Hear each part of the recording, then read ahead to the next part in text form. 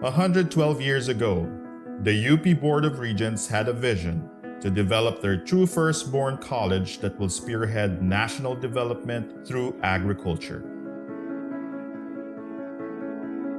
At the foot of Mount Makiling, Edwin B. Copeland, together with 7 faculty and 12 students, embarked on the journey to create the UP College of Agriculture, or UPCA.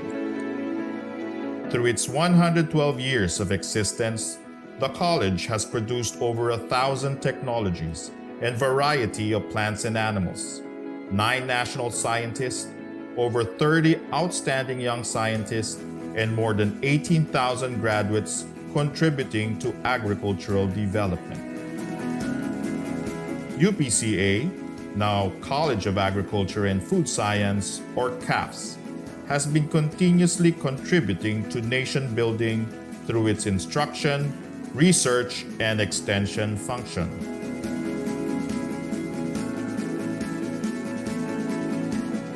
A mere 10 years after establishment, the college was able to start breeding works with the production of sugarcane varieties with high productivity and resistance to Fiji and mosaic disease. In the 1920s, the importance of agriculture was intensified, and UPCA was recognized as neighboring countries began sending their students to Los Baños because of the high quality of education. In the 1930s, breeds with superior characteristics such as the Burkhala pig, Los Baños Cantonese chicken, and filament cattle were developed. The 1960s was a fruitful decade for research.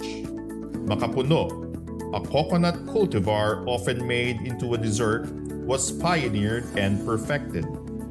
Meanwhile, the Dairy Training and Research Institute was the first in the country to freeze buffalo semen, paving the way for artificial insemination of local carabaos.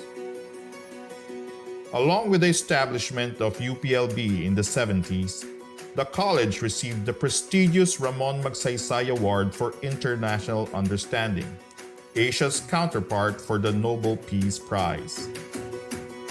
In the same decade, the C4 plants were developed. The soil test kits were produced in support of the Masagana 99 program, and the mango induction technique was introduced. Continuing the production of quality research outputs in the 1980s, techniques to minimize post-harvest losses, the accelerated fish sauce manufacturing process, and the rapid test kit for the detection of pesticide residue on vegetables were developed. The 1990s saw many new varieties across species or crop types, including Sinta papaya, the first Philippine-bred hybrid, UPLB Gold, a durian variety, and Doña Amelita, a musaenda named after the wife of former President Fidel Ramos. The award-winning National Corn-Based Farmer Scientist RDE Training Program, or FSTP, was also established around this time and still remains as one of the university's primary extension programs. In the field of instruction, the book titled Integrating Sustainable Agriculture in the BSA Curriculum, the UPLB College of Agriculture Experience, was published in 1999. At present, the College of Agriculture and Food Science, or CAFS, continues to be the premier institution of higher learning in agriculture and food science, and remains committed to nation building through its instruction, research, and extension programs. In order to produce the best graduates, all of our courses are outcomes-based education, and continuous improvement of the curriculum is being practiced to meet the challenges of the 21st century. As testament of excellence, CAFS is constantly recognized by different organizations. In research, we continue to implement relevant studies with focus on the 12 priority commodities to address food security. Moreover, technologies are constantly developed to aid in responsible food production. Supplementing these are extension activities to disseminate the knowledge generated to improve food productivity and livelihood of the people. We believe that present technologies will future-proof our food systems. Some of our notable developments are ID-Tech, Coraginam, Plant Health and Pest Clinic, Pest Management Tools and Techniques, Smarter Pest Identification Technology or SpeedTech, Snap Hydroponics, Drone Technology, Rapid Immunofilter Assay for Virus Indexing, Nanofertilizers Fertigrow, Hormogrow, Nanobiosensors, and Biochar.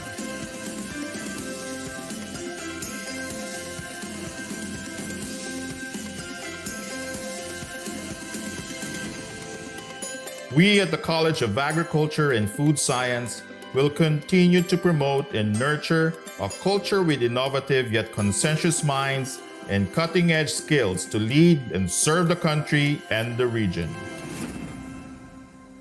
We are one college with one goal towards sustainable food systems.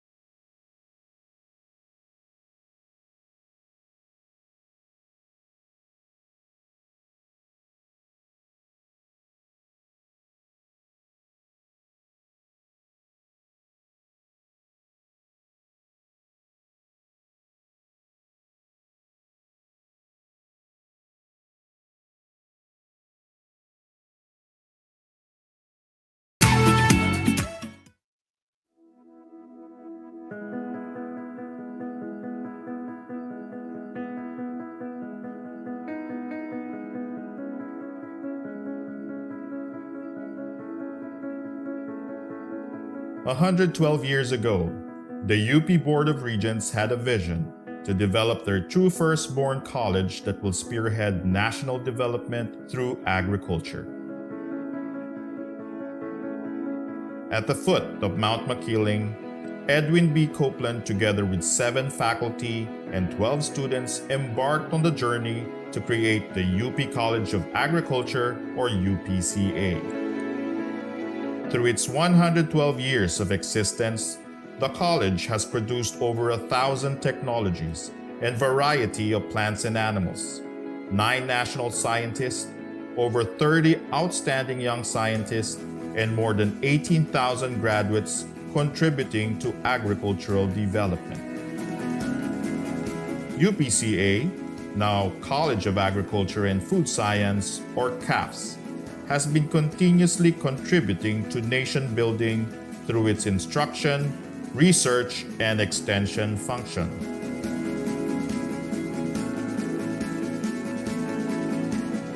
A mere 10 years after establishment, the college was able to start breeding works with the production of sugarcane varieties with high productivity and resistance to Fiji and mosaic disease.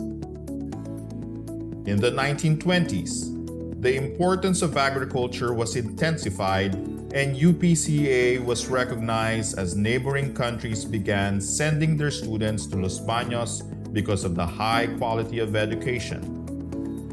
In the 1930s, breeds with superior characteristics such as the Burke Hala pig, Los Baños Cantonese chicken, and Philippine cattle were developed. The 1960s was a fruitful decade for research. Makapuno, a coconut cultivar often made into a dessert, was pioneered and perfected. Meanwhile, the Dairy Training and Research Institute was the first in the country to freeze buffalo semen, paving the way for artificial insemination of local carabaos. Along with the establishment of UPLB in the 70s, the college received the prestigious Ramon Magsaysay Award for International Understanding, Asia's counterpart for the Nobel Peace Prize. In the same decade, the C4 plants were developed. The soil test kits were produced in support of the Masagana 99 program, and the mango induction technique was introduced. Continuing the production of quality research outputs in the 1980s, techniques to minimize post-harvest losses, the accelerated fish sauce manufacturing process, and the rapid test kit for the detection of pesticide residue on vegetables were developed.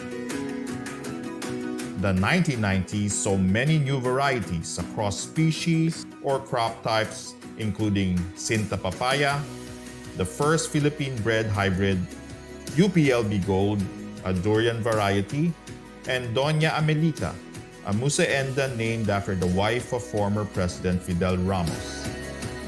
The award-winning National Corn-Based Farmer Scientist RDE Training Program, or FSTP, was also established around this time and still remains as one of the university's primary extension programs. In the field of instruction, the book titled Integrating Sustainable Agriculture in the BSA Curriculum, the UPLB College of Agriculture Experience, was published in 1999. At present, the College of Agriculture and Food Science, or CAFS, continues to be the premier institution of higher learning in agriculture and food science and remains committed to nation building through its instruction, research, and extension programs. In order to produce the best graduates, all of our courses are outcomes-based education, and continuous improvement of the curriculum is being practiced to meet the challenges of the 21st century. As testament of excellence, CAFS is constantly recognized by different organizations. In research, we continue to implement relevant studies with focus on the 12 priority commodities to address food security. Moreover, technologies are constantly developed to aid in responsible food production. Supplementing these are extension activities to disseminate the knowledge generated to improve food productivity and livelihood of the people. We believe that present technologies will future-proof our food systems. Some of our notable developments are iDetect, Coraginam, Plant Health and Pest Clinic, Pest Management Tools and Techniques, Smarter Pest Identification Technology or SpeedTech, Snap Hydroponics, Drone Technology, Rapid Immunofilter Assay for Virus Indexing, Nanofertilizers Fertigrow, Hormogrow, Nanobiosensors, and Biochar.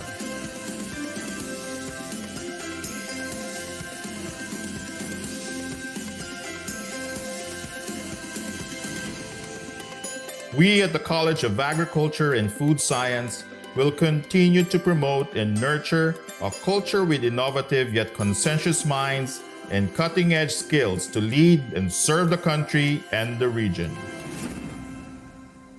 We are one college with one goal towards sustainable food systems.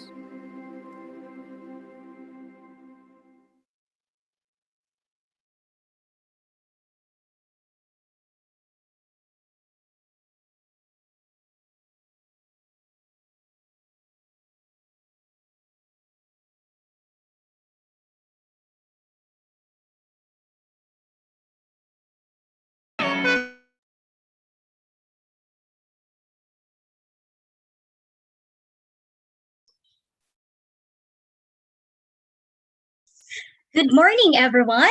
Welcome to the sixth episode of Aggie Pista version 5.0, AgriCOOLture Youth Champions. I am Ramalin Limpiada, your host for today. AgriCOOLture Youth Champions is a webinar series organized by the College of Agriculture and Food Science UP Los Baños to feature youth champions to share their stories and advocacies that may influence the young generation to venture into agriculture and possibly become the champions in the future. So aside from Zoom, you can watch us live through the Facebook page of UPLB College of Agriculture and Food Science. You can also watch us from the Facebook page of the National Crop Protection Center and via YouTube of UPLB Cups channel. So for the house rules, your microphones are muted by default to avoid unnecessary noise. But if you have questions or comments, you may post them in the comment section of Zoom, YouTube, or Facebook, wherever platform you are watching. But for the open forum later, I encourage the Zoom participants to post your questions through the Q&A button. And reminder, for you to receive an e-certificate for this session, kindly fill out the evaluation form that will be shown on the screen later and will be posted at the chat box or comment sections before our program ends. So today, we will have two speakers to share their success stories in agriculture and to talk on the key roles of millennials and Gen Z, sa mga Gen Z dyan, sa mga millennials dyan, in uplifting the agri-space, we have Miss Eva May Nares. And to share with us the instant commerce for agribusiness, we have Mr. Joshua Aragon. At this moment, we will hear a message from the Director of the National Crop Protection Center, Sir Melvin Ebuenga. Sir Melvin. On behalf of the CAPS Extension Committee and the National Crop Protection Center, we welcome you all to the second edition of the AgriCOOLture Youth Champions webinar series. This webinar series is very timely and relevant to Philippine agriculture. We need the youth to become farmers and inspire them to see that farming is a lucrative vocation after all. Today, let us hear our youthful speakers, Ms. Eva May Nares, the millennial farmer blogger, and Mr. Joshua Aragon, CEO of Sagana Farm to Kitchen, to share their experiences and insights as champion of agriculture and for helping us move forward in our goal of inspiring more people to venture in this field. I would also like to thank Dean Elpidio Bisset Jr. and the CAPS Extension Committee team for making this event possible, as well as the focal persons of the NCPC Webinar Committee for devoting their efforts to facilitate the smooth flow of events in this webinar. I am hoping that the participants will learn a lot about and find that much needed inspiration from our speakers' experiences and to discover ideals that we can emulate. While we might not be able to meet personally, I hope that the friendship and the exchange of ideas among us will prevail even after this event. May we all continue to be safe during this pandemic. Thank you and mabuhay. Thanks so much, Sir Melvin, for your message. And now, before we proceed, may I invite everyone, sa mga mahilig mag-selfie dyan, you may take your best selfie while tuned in to today's webinar episode and upload it to your Facebook page and use the hashtag future of agriculture. Or you may post a status on Facebook based on your takeaways from today's episode. And please don't forget to use our hashtag future of agriculture. Okay, so to begin with the first topic, let me now introduce our first speaker. Our first speaker is a graduate from the Holy Angel University in Angeles City, Pampanga in 2011, with a degree in communications, major in broadcast journalism. In her college years, she received an award as the Best News Writer of the Year. And right after graduation, she had some detours and became an English instructor in Pampanga. In 2013, she started her career in the media industry, particularly in ABS-CBN. She started as a production assistant and has climbed her way up to be a public or media relations officer, content officer, and social media manager. She is used to covering and writing stories around the country that are related to the environment, children, and other public services. She became one of the social media handlers of the then environment advocate Miss Gina Lopez in the G Diaries. She started her career as a data insight analyst at TaskUs last February 2020, and she started her farming blog and advocacy in 2019. She is also a member of the Y Farmers, young sets of farmers in the Philippines, in collaboration with Algae Agro-Industrial Incorporated. Okay, so now let us personally hear from Miss Eva Maynares, her adventures as a vlogger and as a farmer. Hi, Miss Eva. Welcome to this webinar.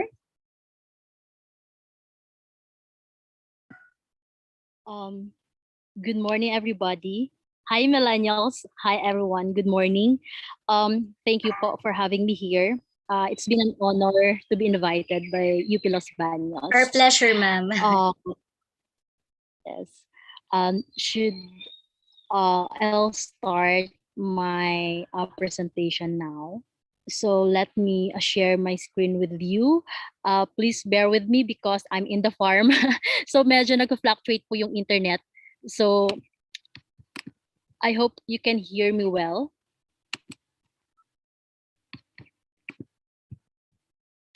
One moment.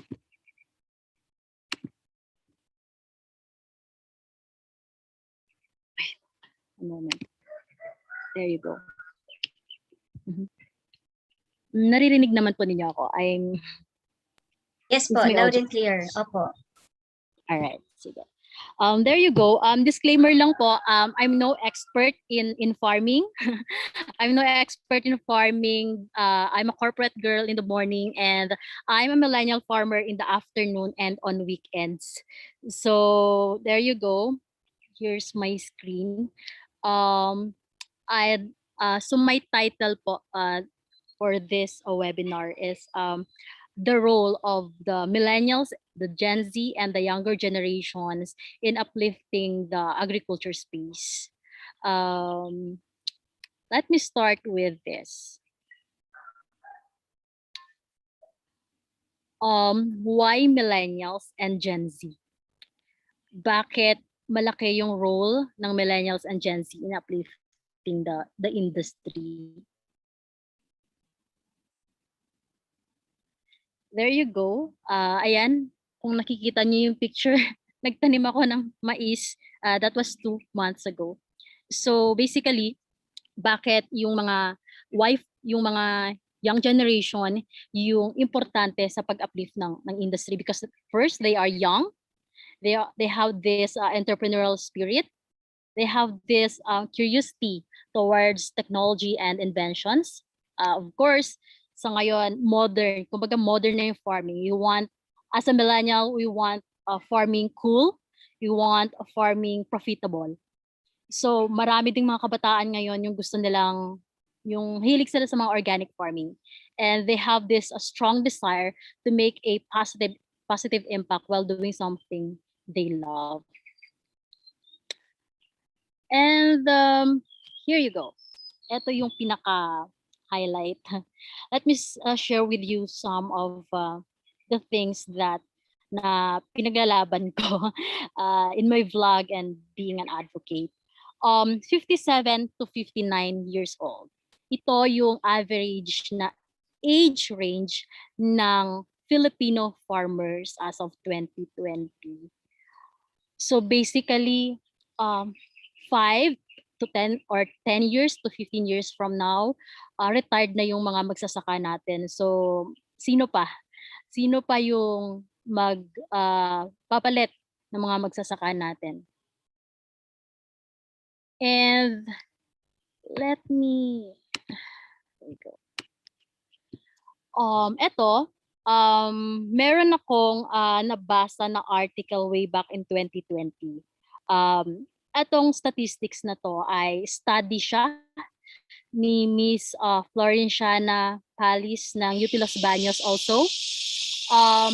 Yung study niya, if I'm not mistaken, this is all about the aging farmers and their aspirations to their children. So if you can see, 65% ng mga magsasaka believe na walang future yung mga anak nila sa farming. And only 35% those who wanted their children to be rice farmers. Nakakasad kasi mas marami pa yung ayaw kaysa may gusto sa pagsasaka.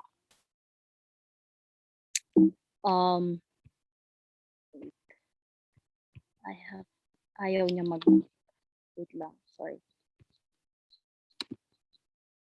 Ayan. Bakit? Bakit kaya ganon? So basically, ito ay personal opinion and of course, kung ano yung present issues na meron tayo ngayon sa Pilipinas and as an advocate. So bakit kaya ganon yung statistics no na nakikita natin ngayon in terms of yung interest ng mga kabataan ngayon sa farming. So number one, sinasabi nila that there is no farming, there is no money in farming. And then as of 2021 first quarter, sinasabi nila that fisher folks and farmers are the poorest of the poor. Bakit kaya ganon? The ones who give us food on our table, kino-consider pa rin na poorest of the poor. And of course, yung low price of rice, because I believe epekto ito ng rice importation, something like that. And isa pa sa mga challenges na meron yung mga magsasaka, of course, yung weather, the climate change, binabaha yung kanilang mga crops, pinipeste yung kanilang crops because of the climate change and everything. So, etong stigma na to at yung mga challenges na to, I believe, eto yung mga reasons kung bakit ayaw ng mga kabataan na magiging farmer or pumasok sa agriculture space.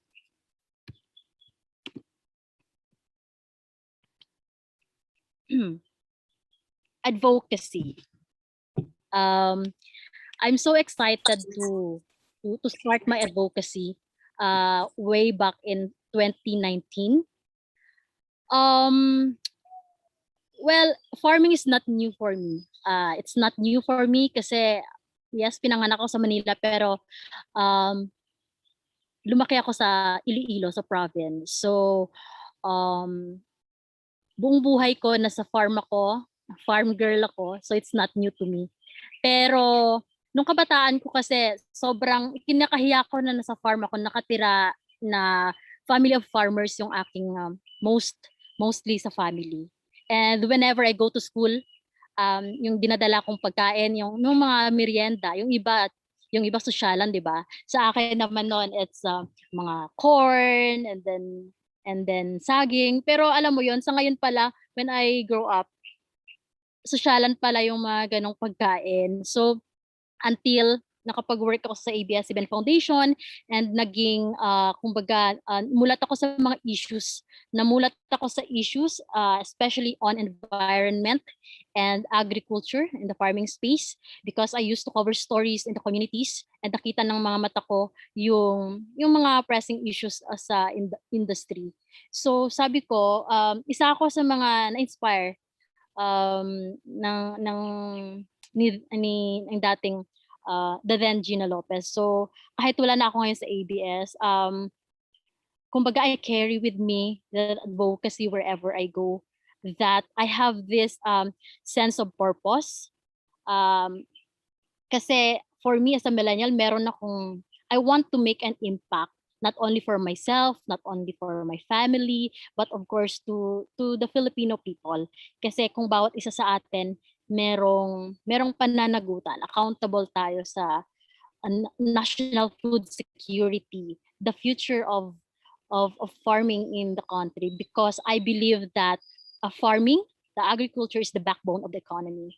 If bagsak yung economy, bagsak din lahat ng ekonomiya ng bansa. Doon nagsisimula yung advocacy ko na dala-dala ko pa rin hanggang ngayon. So, let me share my farming vlog. I started my farming vlog in 2019. Pinipilit-pilit pa ako nito. Maraming pumilit sa akin. Because sabi ko nga, baka hindi naman to papatok kasi nga, yung mga uso, yung trend is all about, what do you call this? Mga unboxing, daily routine, travel, ganon. So akin naman yung vlog ko is all about farming. Sino ba magkaka-interest nito? Parang ganon. But then again, the turning point doon sa pagiging farming vlogger ko is that when I covered one of the farm tourism here in Pampanga, and boom, I featured yung 22 years old na agripreneur. And sabi ko, doon nag-boom yung views. So sabi ko, may patutunguhan pala to kasi mas maraming tao yung na-inspire, na maraming kabata na unti-unting sumisibol yung mga kabataan na may interest na sa farming. So like for example, may mga nasa abroad na gusto na lang nila umuwi, may mga nagko-comment sa mga content ko saying that parang gusto ko na umuwi sa probinsya namin at ayusin na lang namin yung lupain namin and gawin yung farming, magiging agripreneur, ganon.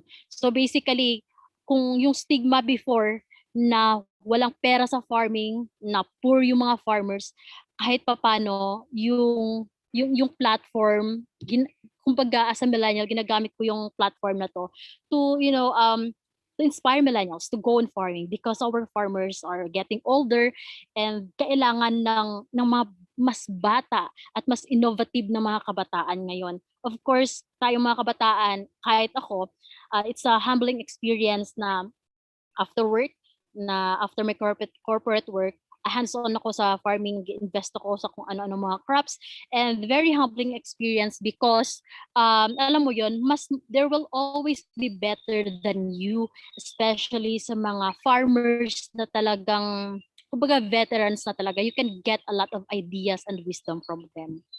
So ayun, so basically when I started my farming vlog in 2019, my vision then was to inspire the millennials to go in farming, to break the stigma one step at a time. I know it's not easy to break that stigma sa pagdating sa farming.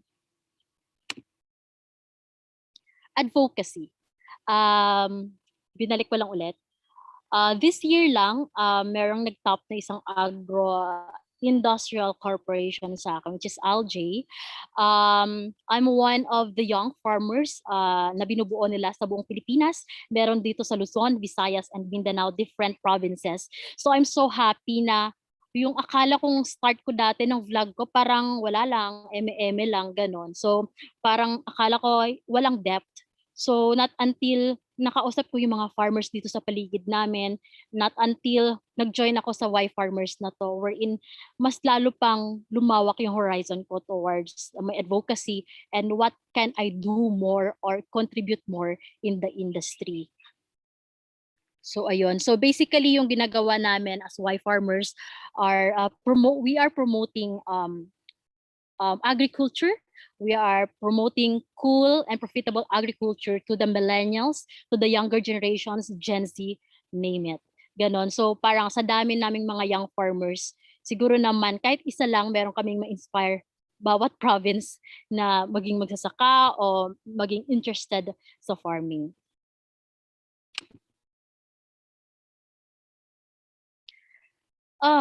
Farming experience. Bilang isang corporate girl, sinasabi nila na nag-office ka naman, bakit ka, maraming nagsasabi, bakit ka mag-farming? Bakit gusto mong dumadumihan yung mga kamay mo? Well, nakakalungkot kasi may mga ganun pa ring stigma, may ganun pa ring pag-iisip towards farming. Pero ako, I'm so happy that yung family ko, at least my whole family, are very supportive and very open kapag meron ako mga innovative ideas na ito yung gagawin natin. We should be like, dapat marunong tayo mag-market ng produce natin. Kailangan marunong tayo mag-innovate. Dapat revenue generated, yung mga something like that. So for me kasi, farming is very therapeutic. I'm happy to grow my own food. And alam mo yun, nakakapag meron ka pang products and you were able to contribute to the national food security in the Philippines. Isa siyang fulfillment, may fulfillment na hindi mo makuha sa kung anong meron ka sa buhay, may trabaho ko or what. Iba yung nakita mo yung natagpuan mo yung sense of purpose mo. It's very fulfilling. The sense of purpose and being the voice for the voiceless, especially tayong millennials. Sino pa ba yung makikipaglaban to protect the industry and to secure the national foods the food security sa bansa. Diba? So very, very, basta masaya ako, hindi ko ma-explain. Hindi ko ma-explain na nasa bukid ako. Before, ikinakahiya ko. Pero yung stigma na yun, kumbaga, binrake ko yung stigma na yun. Kung before, ikinakahiya ko yung farming ng bata ko, nahiya ako na ganun yung pagkain ko. Pero right now, I'm free. Malaya ako na ipinagmamalaki ang pagsasaka. Pinagmamalaki ko that I came from a family of farmers, and kumbaga, and it reflects dun sa channel ko wherein talagang ini-inspire ko yung millennials to go on farming. And I'm so happy that sa YouTube channel and sa Facebook ngayon, growing na yung community of young farmers. Unlike nung 2019, nag-start pa lang ako, parang isa, dalawa lang kami. Ngayon, dumarami na talaga. So I'm so happy with that. And it means na we are growing. Ayan. So, who will be the future of farming? We, millennials, we, the Generation Z, and the younger generations. Because when I was a child, lagi sinasabi ng mga bata na, when I grow up, I want to be a doctor. When I grow up, I want to be a teacher. When I grow up, I want to be a lawyer, something like that. And isa rin ako doon sa mga nagsabi ng ganun. Pero wala namang masama doon kasi, of course, matayog naman yung mga pangarap natin. But as I grow older, meron akong natutunan that matuto tayong mangarap ng malalim, hindi lang ng mataas. So we are the future of farming, the millennials and the Generation Z. Ayun lang po. Thank you so much.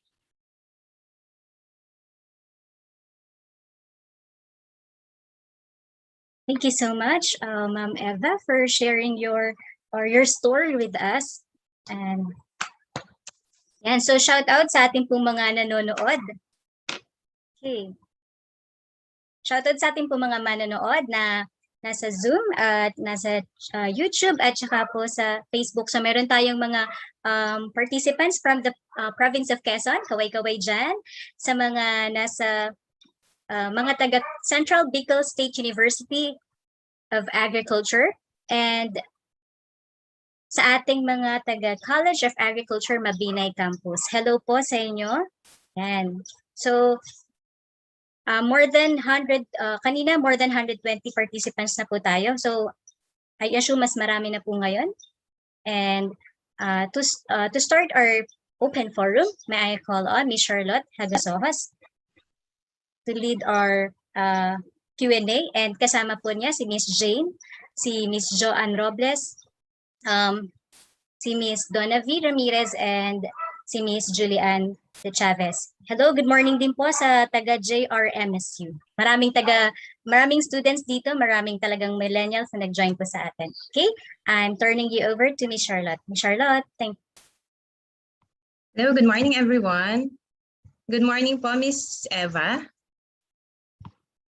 And so for those who are watching, if you have any questions, please feel free to chat lang po ang inyong mga questions. Okay, so Ms. Eva, we have here a couple of questions for you from our participants. Okay, so our first question is, Why did you choose vlogging as your medium to promote agriculture? It's a good question. Thank you, Miss Philippines. Why did I choose farming as my content in vlogging? Before po kasi nagba-vlog ako. Vlog naman yon. It's write up. It's more on travel. It's more on my experience, yung mga routine, lifestyle. Pero parang wala akong content, parang wala akong fulfillment out of that content. So when we bought this farm here in Pampanga way back in 2018, 1 year din akong uh, 1 year din akong kumbaga minomotivate ng mga friends ko to do the content about farming. Tapos ako naman iniisip ko talaga because I'm not really expert into editing videos. I'm more on writing, something like that. But tapos hindi rin ako kumbaga hindi rin ako expert sa pagsasalita, something like that. So pero tinry ko pa rin. I gave it a try and there you go. Talagang pinili ko siya kasi itong platform na to, I know that powerful, napaka-powerful ng mga platforms na to. The Facebook, Instagram, in terms of video, YouTube. So sabi ko, if I will create a content, why not use the platform well na makatulong sa iba, or you can like spread an awareness for the millennials. Okay, so our second question po is, how do you decide on the content that you will feature in your vlog? Ayan. Usually, nung nagsa-start pa lang po ako kahit ano, like millennial, talagang kumbaga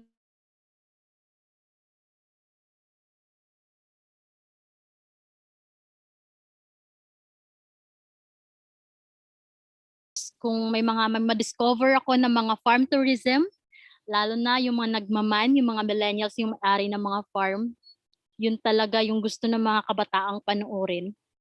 Ayun, so sa ngayon, may challenge kasi because hindi ako full-time na farmer, pero one day, I'm dreaming to be a full-time agripreneur. 'Di ba? Para matutukan ko rin yung pag-vlog ko. Pero the way I choose my content or topic is kung ano yung makita ko na something interesting na parang yung dating sa mga viewers, it should be cool, profitable, and of course hindi mawawala yung pag-promote ng awareness and pagmalaki ang agriculture. Yun lagi, na iikot lang tayo sa farming. Our third question, you said earlier that during the weekdays you work at a corporate job and during the weekends you farm. How do you balance everything? Yeah, I'm so blessed that nasa company na ako ngayon wherein meron talagang work and life balance. They value your passion and purpose in life, and talagang sinusuportahan nila yan. So right after my work at 2 p.m., pahinga lang konti, and then hapon, dyan ako sa garden ko. And then ikot ako sa mga tanim namin. And then on weekends, ayun talagang, because I'm living in the farm right now. So sobrang saya at alam mo yun, nandun yung fulfillment eh. So masaya talaga na nandito ako sa farm.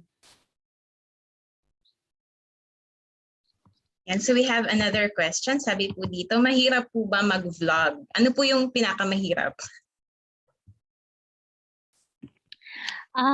Para sa akin siguro iba-iba naman tayo ng mga strengths and the weaknesses.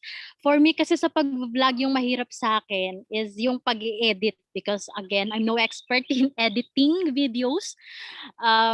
Mas gusto ko pang magsulat, pero alam mo yon, ita-translate mo siya into visual.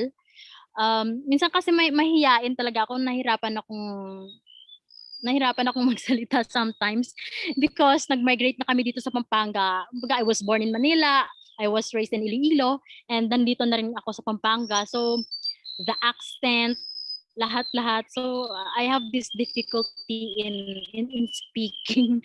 I think I'm not good at speaking. Pero yun lang naman pinaka-challenge ko, yung pag-edit talaga.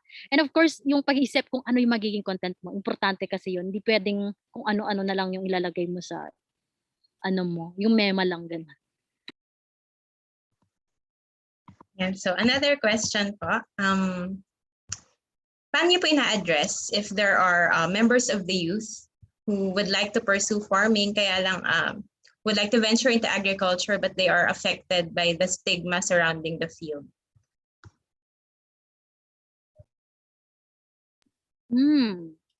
Wala pa naman po akong nakasalamuha or may nagtanong sa akin na gusto nila mag-venture into farming pero may stigma pa rin.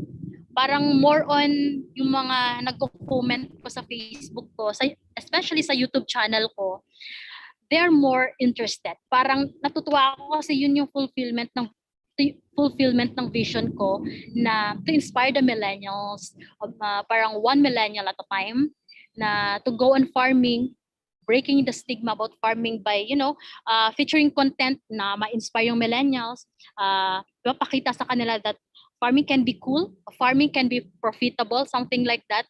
So, ayun, I think wala pa naman nagsasabi na ganun. Although, may mga nagsasabi lang na mahirap, pero yung role lang natin is that to inspire them, to motivate them, to break that stigma.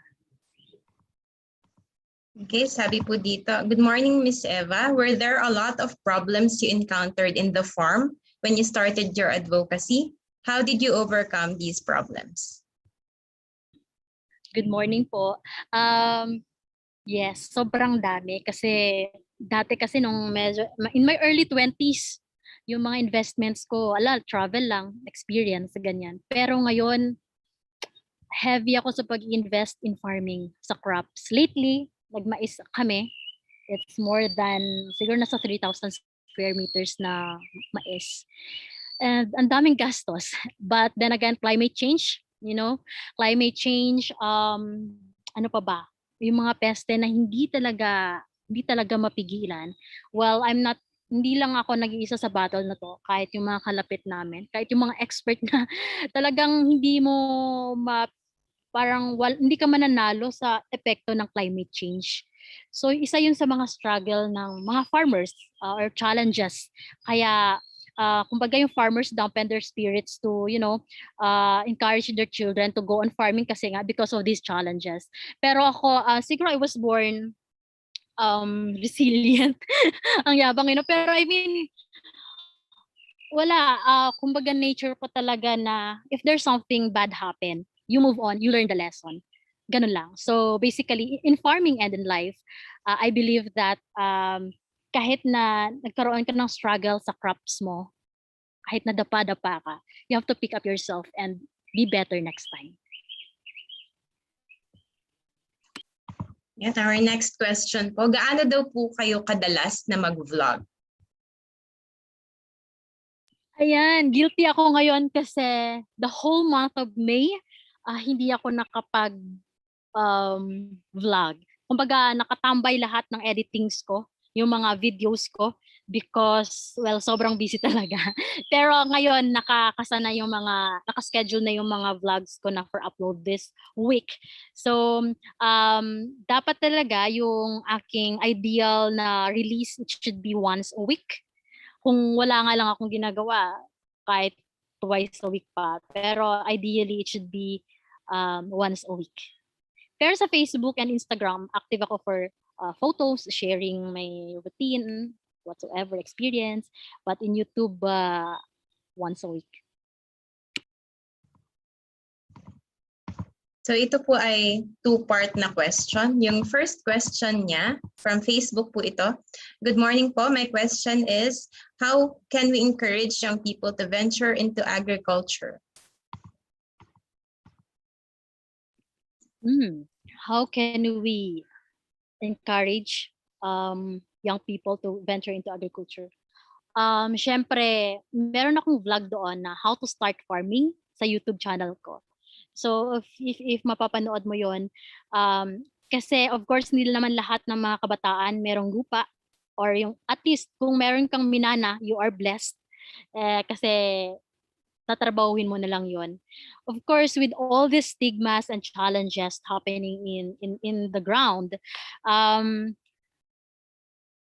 ma-encourage ko yung mga kabataan that there is money in farming.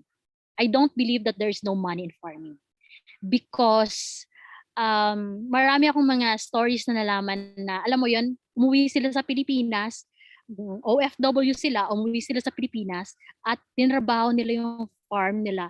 Naging innovative sila, marami pinag-aralan nila, and ngayon they know how to market their produce. Yun yung napaka-importanteng bagay na dapat matutunan nating mga farmers. We have to be innovative, and we have to know how to market our produce. Basta ako, I will encourage the young individuals that farming is cool and farming is profitable. Yung second part po ng question niya is, bakit po ba mahirap ang Pilipinas in terms of agriculture machineries? At ano po ang pwedeng gawin para masolusyonan ito? Thank you.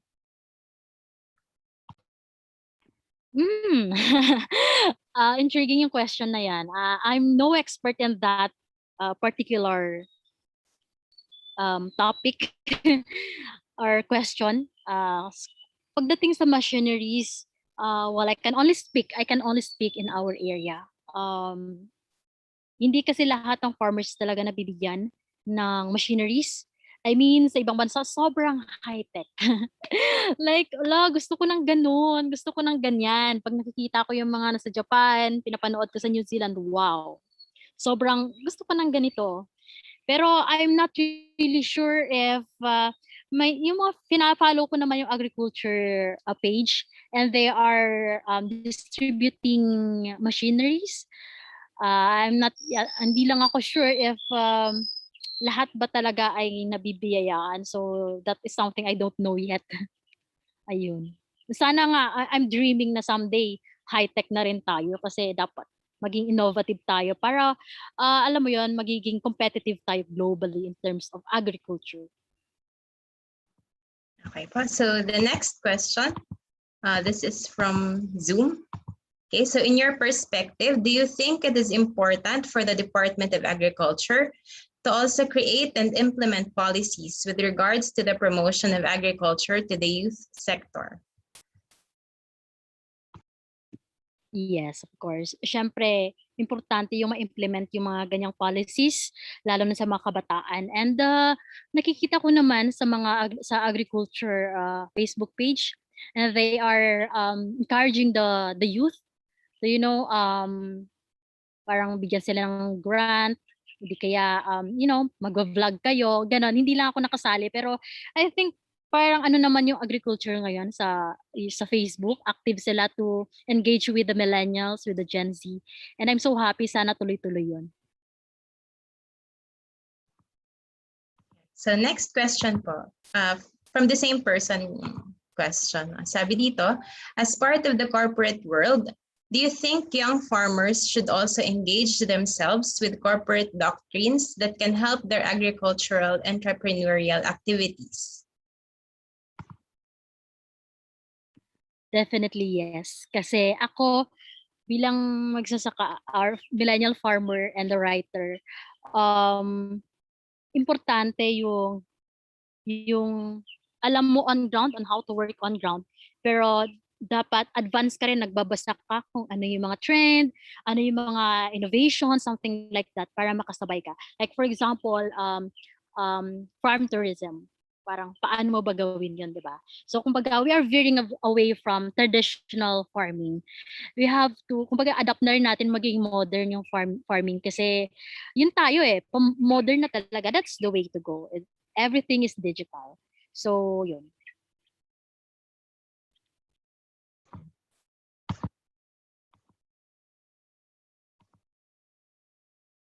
Okay, sabi po dito, what is your greatest achievement in the agriculture industry as of now? Wala.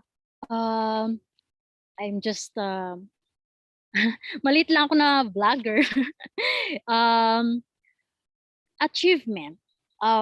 In terms of vlogging kasi, kumbaga, the number of the subscribers that we have right now, that I have right now. Kumbaga numbers lang yun eh. Yung pinaka-achievement ko doon, yung mga tao, yung mga millennials na na-inspire ko, na na-break yung stigma, yung bad na stigma about farming.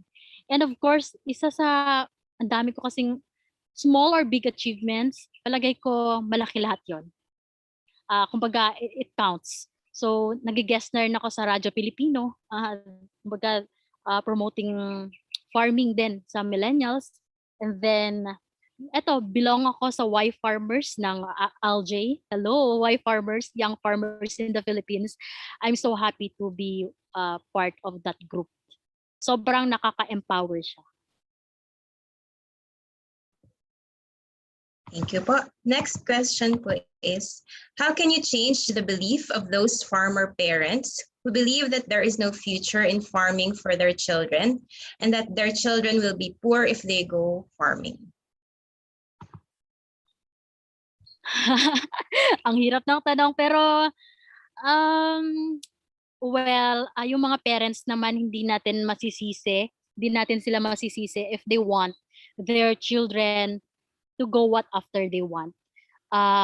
Kumbaga may kanya-kanya tayong pangarap, may kanya-kanya tayong preferences, and we have to respect that. Siguro magsa-start ako sa pag-educate sa parents or kahit sino yung mga nakakasalumuha ko dito, even my mother, even my family. Yun yung sinasabi ko sa kanila na kasi kasi yung mga stigma din nila before ganun eh. Like there's no money in farming. But ako, dahil kumbaga nanggaling ako sa corporate world, nanggaling ako sa communities, mulat ako sa social issues. Kumbaga woke tayo na millennials, di ba? So I'm blessed na nakikinig sila that there is money in farming. You just have to innovate. Kailangan open-minded ka. Kailangan you know how to market your produce.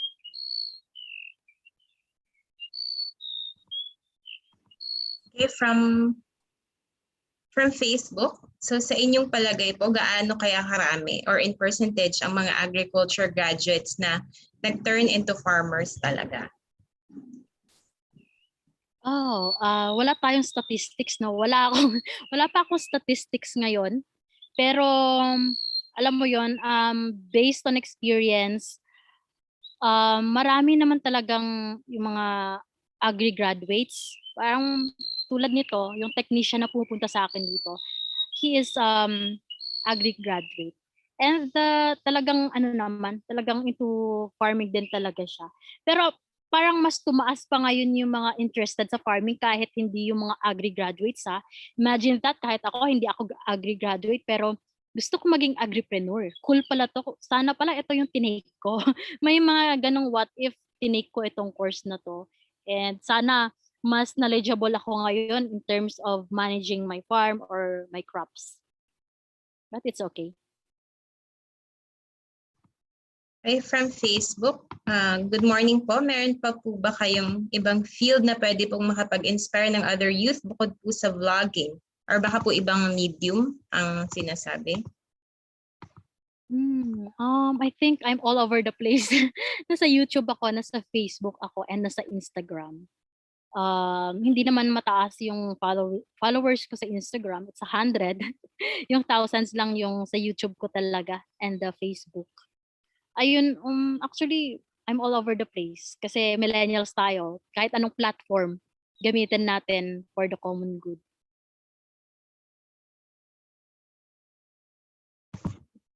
Ayan. So, next question po. Meron po ba kayong favorite na vlog episode? And ano po ito? Vlog episode. Ang gusto ko na vlog is yung pumunta ako sa sa grapes farm dito sa Pampanga. That was months after I launched my vlog in 2019.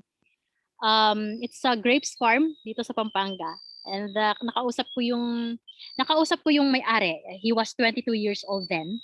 He left his job as a cook or basta sa restaurant siya. And manage na lang nila yung farm nila. He has a farm here in Pampanga and a farm in Zambales. Hello, Marjon. Yun yung pinaka-favorite ko na vlog. Kasi doon talaga nag-spark after 5 months of vlogging.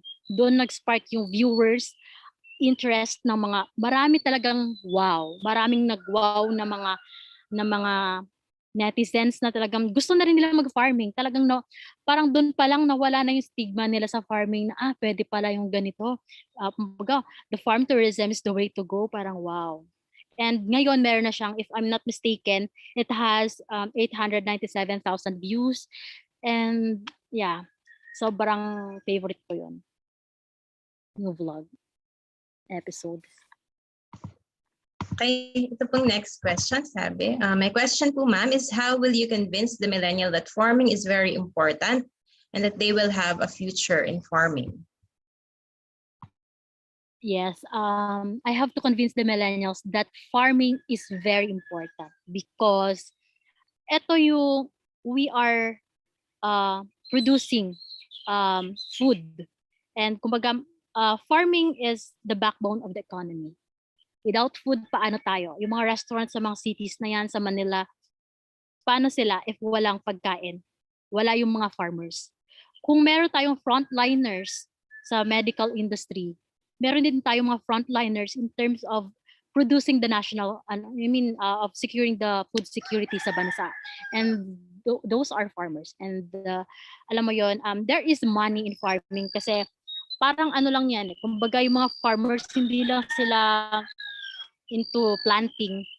May mga farmers dito na they really know how to market their produce and they earn much, kumbaga mas malaki pa yung kinikita nila compared sa mga nagtatrabaho, yung ibang nagtatrabaho sa Manila. My God, every harvest once a week 40,000, next week na naman i-harvest na naman nila yung sili nila 40,000, di ba? Oh my God. So ayun, there's money in farming. Okay, our next question from Facebook. Good morning. What agencies are best to contact in planning and establishing an agripreneurship po?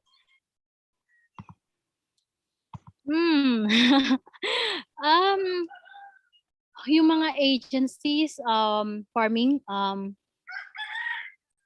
well, of course, the Department of Agriculture. You can always reach out to them. And there's this ATI. May iba't ibang region siya ng Department of Agriculture, ATI. And of course, it's also fun to collaborate with private agri industries. Like for example, in my case, tinap nila ako to promote farming, and sobrang nakaka-transform at nakaka-empower kasi parang nakakatuwa na hindi lang ako mag-isa sa advocacy ko. Marami tayo. The more the merrier. So yeah. It's all over social media. You can always reach out to them. And so from Zoom, ma'am, may mga job opportunities po ba na maganda para sa mga hindi college graduate na na-involve sa agriculture? Thank you po. Job opportunities, of course. Kahit na hindi sila nakapagtapos, marami ditong mga success stories sa paligid ko na hindi sila tapos ng pag-aaral or nakatapos ng agri pero they manage their farm well. Talagang there is maraming mga opportunities. Kung expert ka pagdating sa, halimbawa, dito yung kaibigan ko, expertise niya, hindi naman siya nakapagtapos, pero yung expertise niya, mga sili, yung mga ganong crops, and he's earning 40,000 each harvest each week. So, di ba, ang daming opportunities. And kapag nasa mga farm tourism ka naman, pwede kang, di ba, maraming gagawin doon to maintain the plants, di ba, to maintain the farm. So, maraming opportunities sa farming.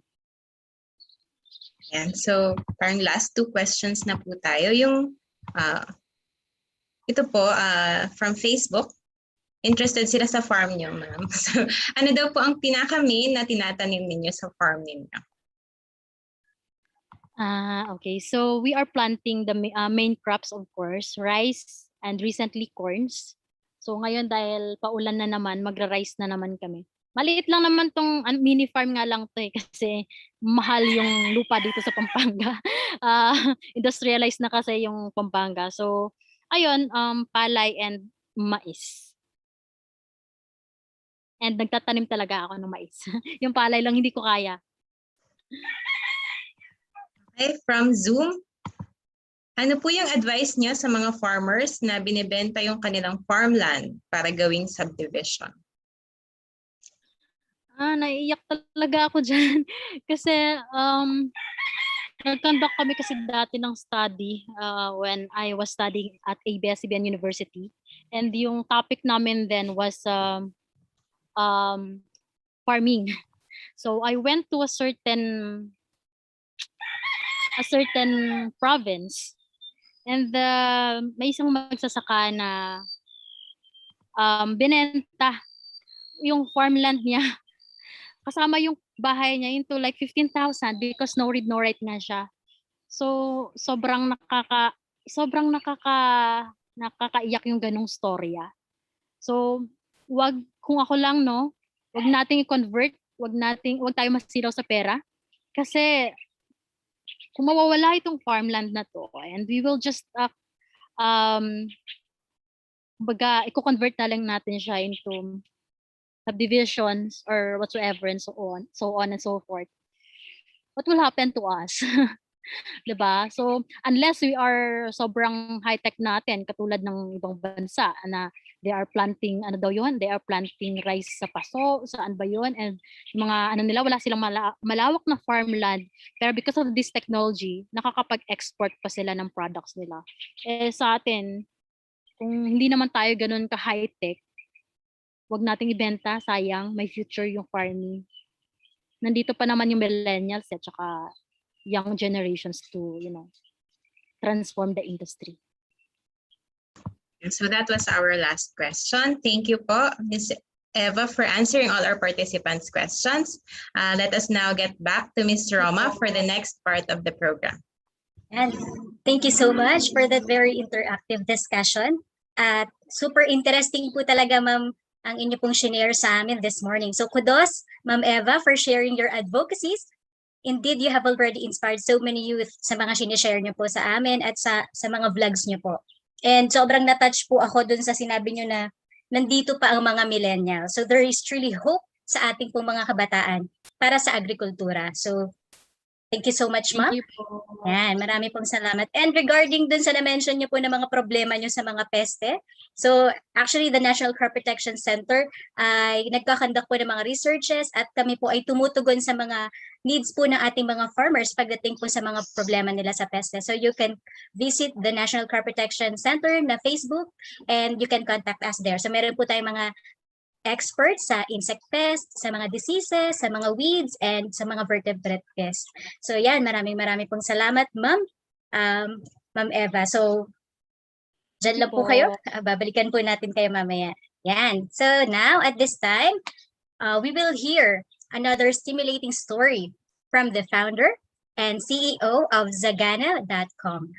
Zagana.com is a platform that uplifts lives using technology by bridging the gap between producers and consumers, by building a sustainable distribution network from farm to city level. Zagana can deliver your fresh produce in as fast as 30 minutes, establishing a food-secure Philippines at competitive prices while providing better livelihood to our farmers. Our speaker is also a board of director in the Philippine Red Cross in Quezon City chapter, providing relief operations and mass blood donations. To hear about the Zagana and more about his stories, may I now call on our second speaker, Mr. Joshua Aragon.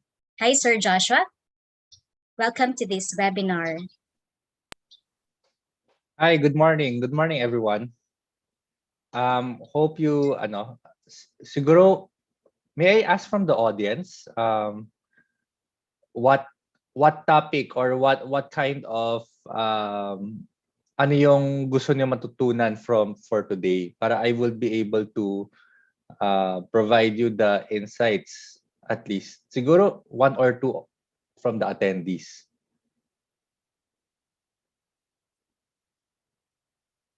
Just to create a better view of what topic that we want to get to know. Yes, please type your answers, or if you're shy.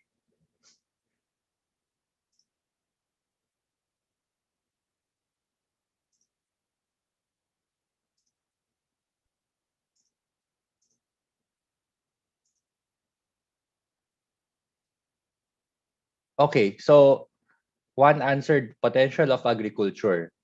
Sige, I'll be talking about, I'll be sharing you a slide on what we do for Zagana. Kasi right now we're a bridger of gap between food producers and consumers.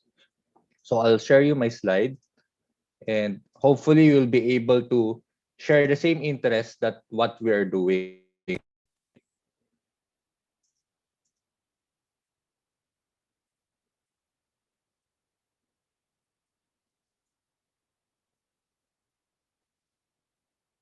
Okay, so I'm Josh, founder of Zagana.com. We founded Zagana.com in January of 2020. We were delivering to restaurants in January to March, and lockdown happened. So imagine you're a startup company, um, first time nyo to do a farm to kitchen model, then eventually everything shut down. So that day, March 15, we were just like 3 to 5 people in the company, and nag-lockdown.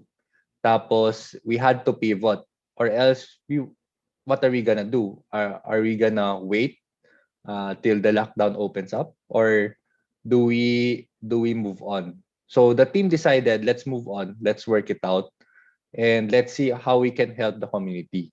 Kasi our main mission here is to uplift lives using technology by bridging the gap between food producers and consumers.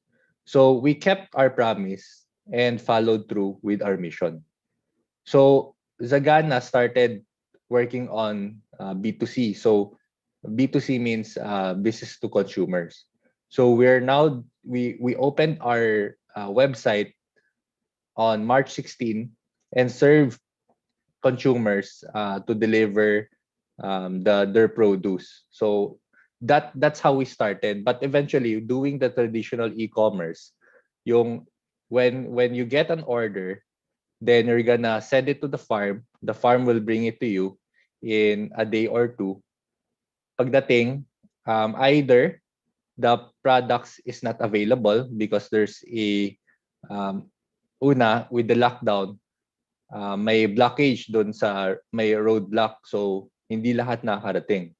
Second, the product might be already parang nasira na yung product. So there's a lot of incidents that's happening, and then eventually we weren't able to serve a lot of customers. So there's a lot of complaints, and then what we did is we were able to switch immediately to doing instant commerce. So I'll be telling you what instant commerce is later, but I'll show you a quick video in terms of what's happening outside. So we'll look at it at a macro level. So macro level means what's happening already outside of our country. So this short video of a Alibaba technology from Taobao.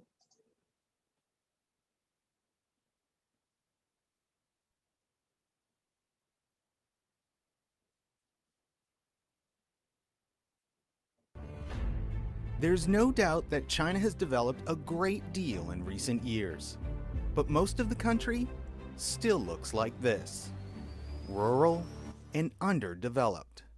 But thanks to e-commerce, even these parts of China have been able to connect to the country's fast-growing economy. Farmers are now selling their fruits, veggies, meats, and handicrafts on e-commerce sites such as Taobao. Some of these businesses became so successful that Alibaba created the Taobao Village program to support them. 当这个村里面一年有1000万的 So basically what they're saying, yung sa village na to, they created this village Because and there wasn't just the one village path to focused success, on creating a Research single, organized the na, Taobao Village basically a Summit, majority so of participants the could share their farmers stories created a single plot. and their best practices. And then they were able to help each 6 other years ago, out. there And were then just 20 Taobao they sent villages it, across they all did of the China. business not But just now, for there are over 4,000. selling locally, but International selling organizations globally. like the World Bank have been paying very close attention to this growth. So they're here to see if the Taobao village model can be applied to other countries who are also working to fight poverty. E-commerce has potential for development for poverty alleviation. Alibaba is one of the world's leaders, if not the largest company in this field, and we like the opportunity to work with Alibaba and look at the Taobao experience to see what we can learn about the role that e-commerce can play in development in China, but also potentially in other countries. A new study by the World Bank and Ali Research shows that household incomes in Taobao villages are almost 3 times that of the average rural household in China, and they're close to the urban household income level too. E-commerce in rural areas has also led to higher household consumption, the report says, as well as reduced income inequality and better job opportunities for women and young people. We met a net maker 4 years ago on his mobile phone when he was just him and one employee, put a picture of his nets on your platform. And now he has 100 workers working for him. That's the promise. But I think a lot of things come together to make it work. Indeed, Alibaba has been developing technologies and infrastructure to connect villages to the digital economy.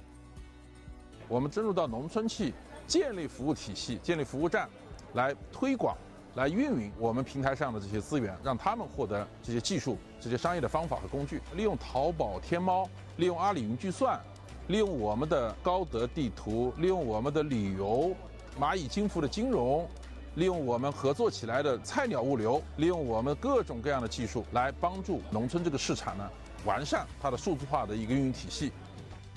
Attendees at the summit are looking for ideas to bring back to their own countries.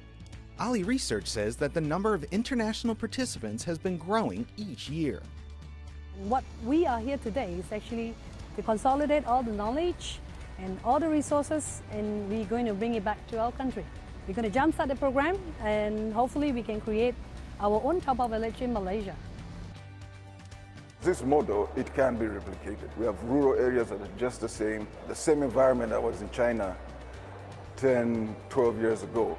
It's kind of what's happening in Rwanda in terms of internet infrastructure. E-commerce is just at the start phase. There's a lot of activities going on right now to build that ecosystem that would be able to develop a model that is kind of like Taobao.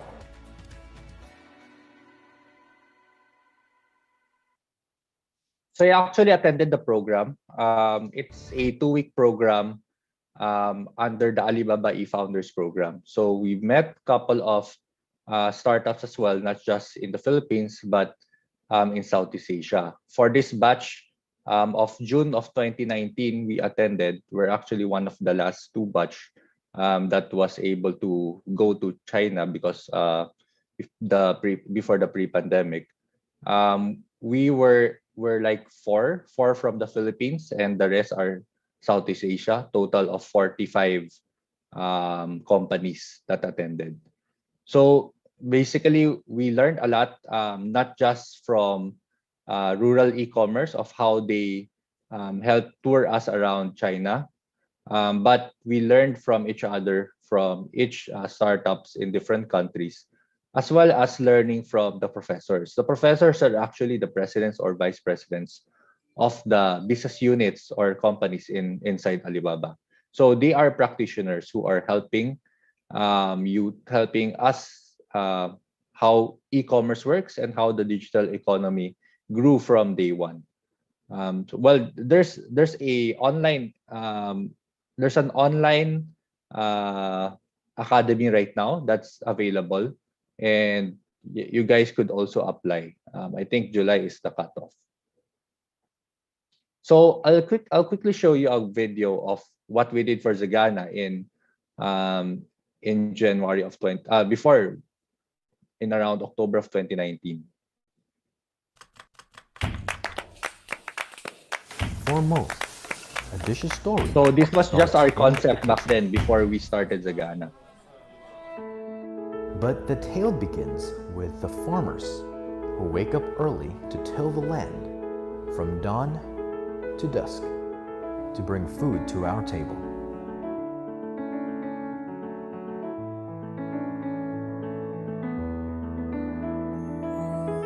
For the farmers in Cordillera, farming is one of their first memories as children, and they grow old working their lands.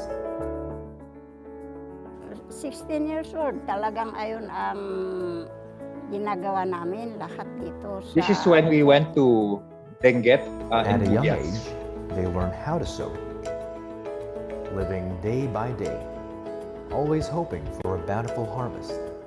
Kung magtanim kami at sa harvestin namin, yung kung pitasin namin ay yung ititinda. We can uplift the lives of our farmers, a small reward for the trade that provides food for all of us. Ito talaga yung main source nilang farmers na farming because kami po we take our farming as a business. If the farmers can interact with their consumers, they will receive more profit, a premium long deserved. It also gives us the confidence to eat their produce, knowing they are healthy and safe. This is vital, not only for the end consumer, but also for the business, because we are ensuring the highest quality standards, together with safety. Farmers guarantee the crop's quality before it is transferred, the processing plant for inspection, cleaning, cutting, and packing. Preserving the food's freshness from harvest to delivery at every turn. Promising good food and good health. Put together, this is social responsibility. It's not only for the business, but it's also for the people.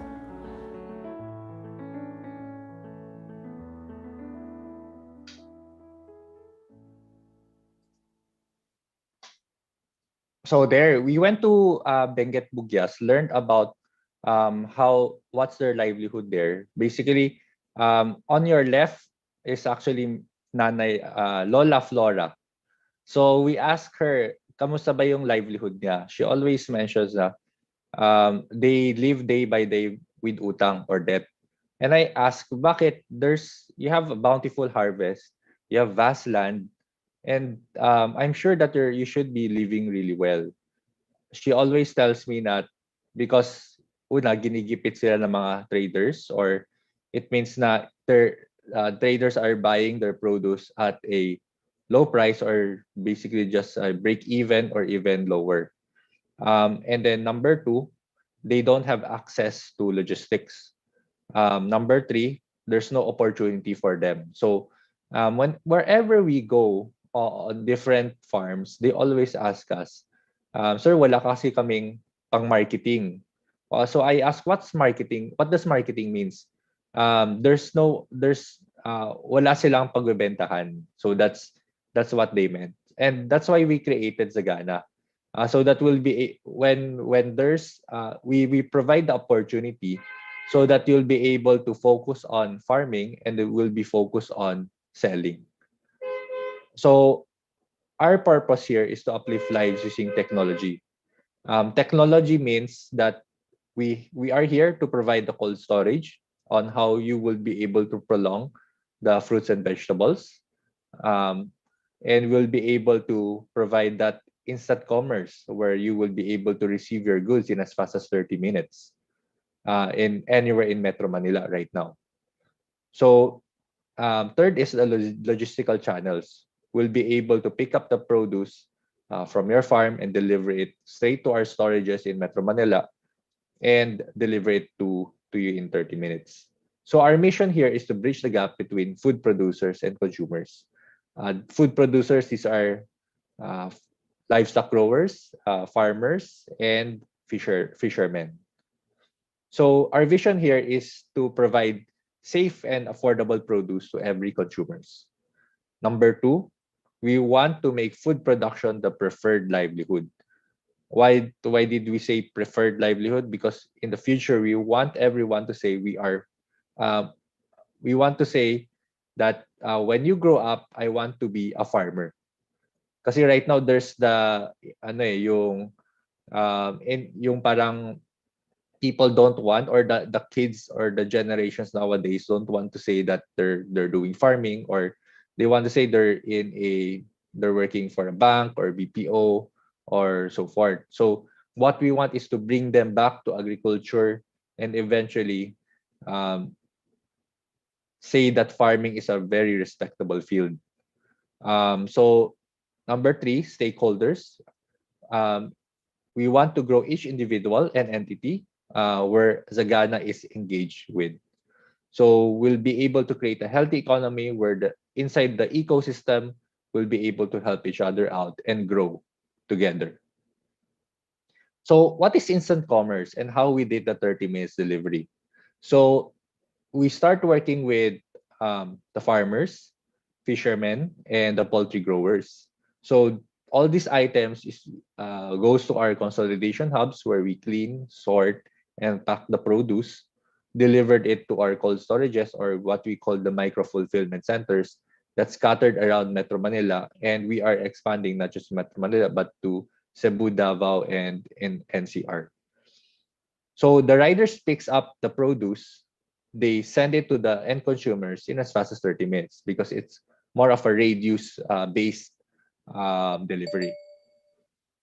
And through our digital platforms, we're partnered with different marketplaces. So we have GrabMart, Foodpanda, Lazada, Shopee, Metromart, Picaro, and so forth.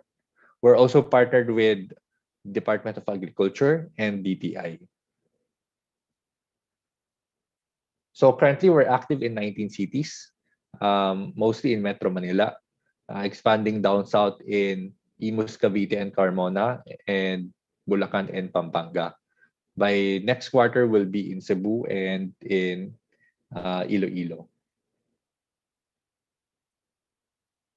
So this is one of our MOA signing with SECDAR for the Ikadiwa program. We have our founders as well, and we have farmer co-ops and farm visits to whom we get the produce from. So currently, I have around 3,000 farmers getting produce directly and shipping it to Metro Manila. These are some of the farmer co-ops in Bataan, Cebu, as well as in Pangasinan. So I'll show you a quick video of what we did for Bataan. So we were fortunate enough to be part of the One Bataan program under Mayor Aguila. They were able to help us bridge in terms of introducing us to the farmers. And we were able to buy their produce and send it over to Metro Manila. So right now, what One Bataan is doing, they are doing a project for a 10-hectare farm. What they did is they brought in an Israeli technology in terms of drip irrigation, the right way of farming, and they were able to produce more. So for like 3 hectares of tomatoes, they were able to create 3 times of the yield more.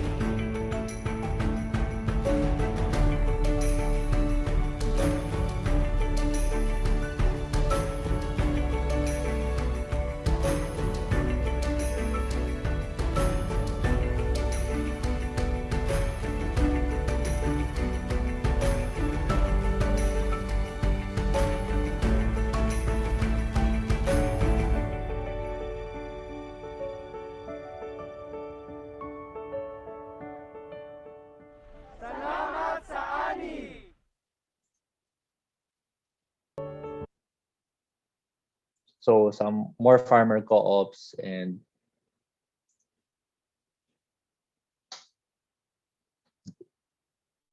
This is another one from Pangasinan.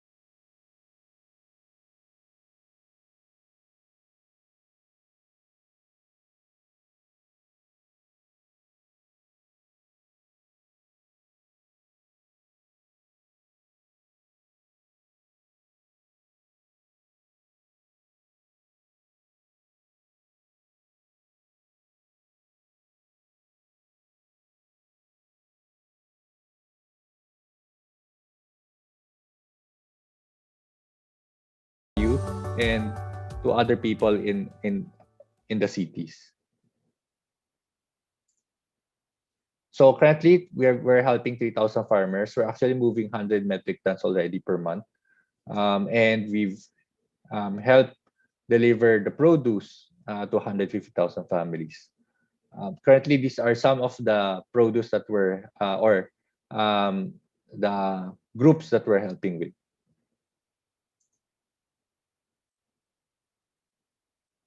So recently, last month, we just went to Rojas City, Capiz. So here we're working with fishermen now on how we will be able to bridge them as well in terms of bringing their seafood to Metro Manila. So this is the traditional way of doing fishing. And this is fish cages naman. So there are two ways of doing it. One is in the fish pond and one is in the fish cage. So here, our goal is to bring fresh seafood to Metro Manila coming from Capiz. So you will see how they their livelihood and how they catch the fish. So this one naman is milkfish or bangus. So that's they put it in the net and then that's how they catch it. So eventually we'll be able to call our term here is lock in freshness in terms of how we will be able to prolong the produce in terms of bringing in technology. So we have like a blast freezers and then we'll be able to bring it and store it. When a disaster comes, we'll still have food for us in the pantry.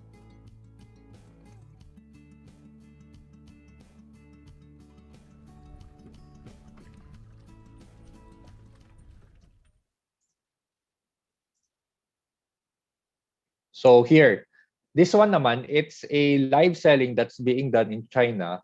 They've done it very successfully that people just watch online and they just order their produce. And that's what we are doing right now as well. We're doing programs with current farmers so that we'll be able to help them sell all of their stocks So we have weekly, we have live streams or live selling. Sometimes it's called shoppertainment as well, where you get entertained and you get to also buy direct from the app. And this generates a lot of revenues for them as well. So here, this is our version. This is in the studio, and some is in the farm, where we have farmers who we are teaching on how they will do the live selling. So this is how you shop through Zagana. So we're in a lot of marketplaces, and this is one of the marketplaces that we're into. We have Grab. You choose the Grab store, Grab app, and then Zagana store. Then choose your favorite produce and check out. So it takes you more or less around 5 minutes to order, and the item arrives to you within 25 to 30 minutes. So, well, this is the site that we get. So we have storages scattered in Metro Manila, cold storages, and we do the order taking, sorting, and the riders picks it up. So this is how we bridge the gap from farmers to consumers. We reduce the carbon footprint in terms of freshness. We make sure that we have traceability in terms of how they farm the produce and how it reached to our storages. Where our pricing is cheaper than supermarket. Delivery, we're faster right now, currently in the market. Product selections, currently around 500 products. And our social purpose is to make sure that we do fair market pricing. So we study the production cost. They assign their markup, and then we buy it to them.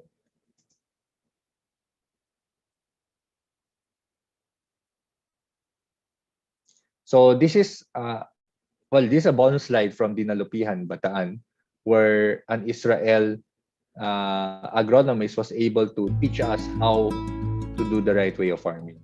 Ang routine dito is talagang as a farmer, paggising mo sa umaga, unang-una gagala ka muna. Sabihin parang sinasabi nila, parang kinakausap mo yung mga plant. So isa-isa mong ginagala itong bukid, and from there makikita mo yung mga problema. Kailangan bang patubigan to, o meron bang halaman na kailangan ng special attention.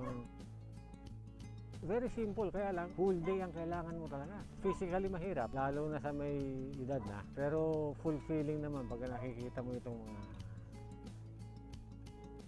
Kasi ang sabi nila noon, pero variety ng kamatis na ito ay hindi gaano magpuproduce ng marami. So you see how fresh the products are?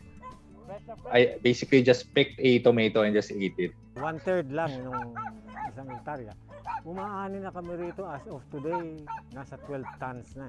And they're still picking. And for another 3-4 days, they will have to pick. We proved that we can even exceed their expectations.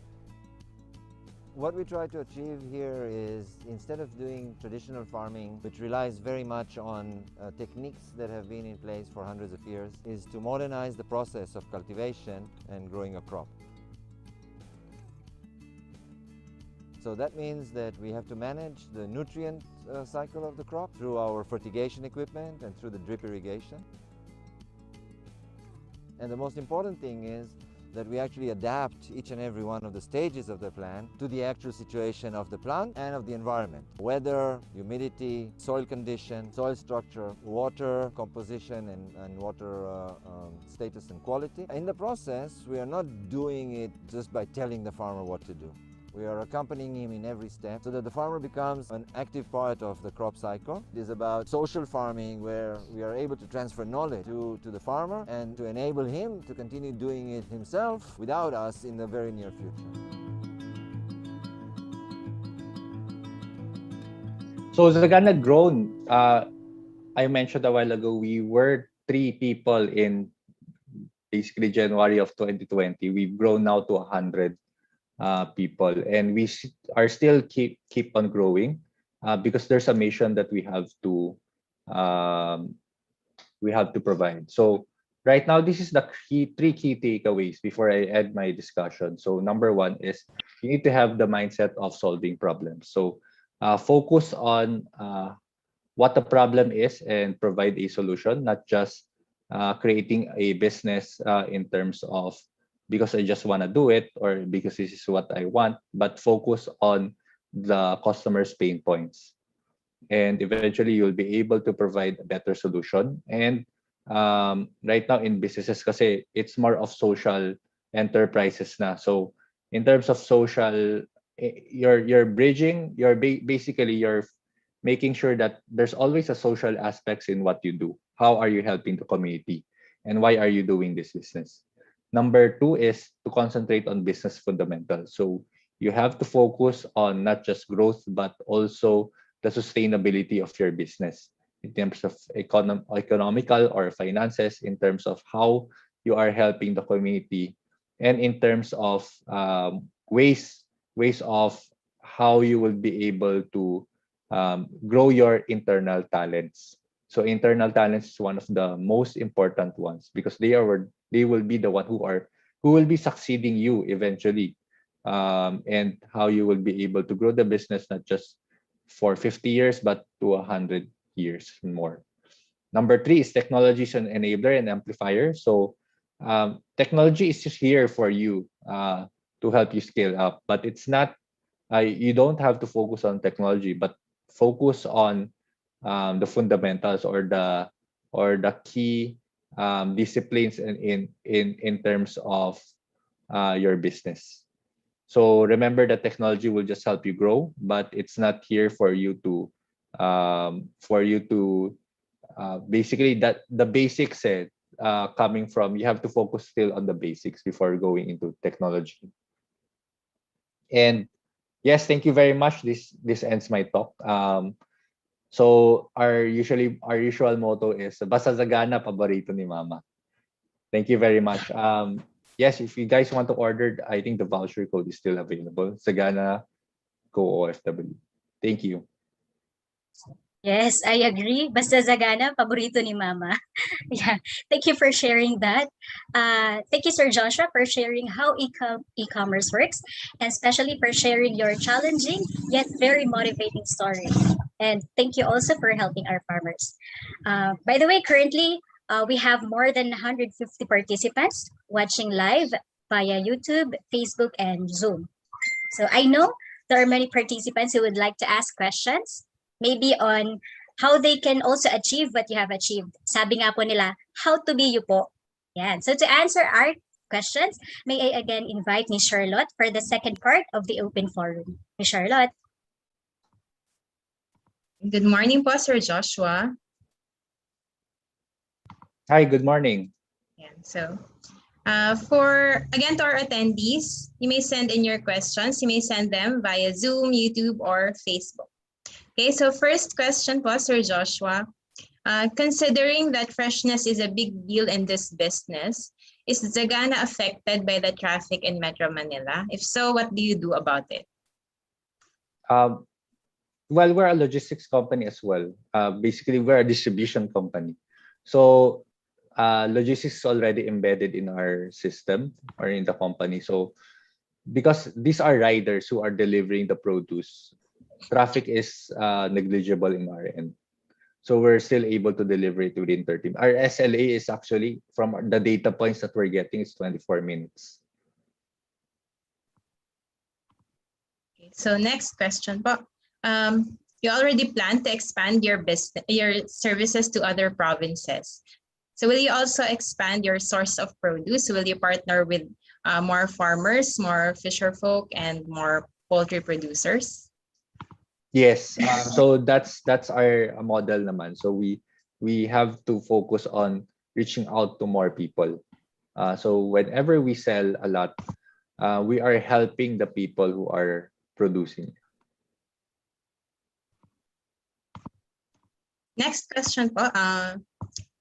There are already a lot of online platforms that sell non-perishable products. What, if any, are the challenges of selling perishable products online? I think it's how you will be able to sustain it as not just yourself, but as a company, and people believe in the mission that you're doing. Because if you're just number driven, you won't get anywhere. But if you are purpose driven, then you will be able to reach the height of it's unimaginable kasi right now we don't know that there's no security in jobs, there's no in a way you haven't reached your potential, hindi mo naman alam kung hanggang saan yung potential mo. So you have to make sure that it's purpose driven so everyone will be able to release their full potential. And next question po from Miss Lyra to Zoom. Bicol region is also plentiful with palay produce. Does Zagana already have an activity or event in Bicol region towards the producer to consumer project or e-commerce activity in terms of produce in palay cultivation? Yes, right now our palay, it's actually coming from different regions. So it's coming from Mindoro as well as in Isabela, up to Isabela. So I think for Bicol, we're working something out with the Bicoleños there. So we'll be able to bring it in Metro Manila as well. Well, not just in Metro Manila, because we are opening more hubs in different cities. It will also be available. From Facebook naman po, from Sir John Lloyd Colares. Is it possible that Zagana will work with other companies, most especially food restaurants? In the future, I would say yes, but right now we're focused on delivering to households, and that's just a market that's too big. So right now you have to be really laser focused on what you do. If your business is just to focus on consumers, then focus on consumers. There's a lot of opportunities out there, but minsan it's ano lang it defocuses on what you are doing. So right now it's consumers muna.